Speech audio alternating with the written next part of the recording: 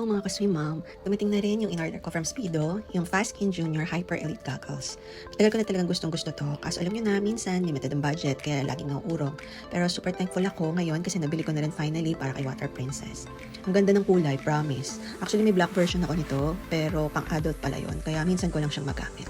Tapos ayun na nga, nagkabilihan na naman kami ng goggles case kasama yung iba kong ka-swim mom. So, bet talaga namin kompletuhin lahat ng colors. May black, red, yellow, at blue. Yung blue meron na kami noon, kaya wala na siya dito sa video.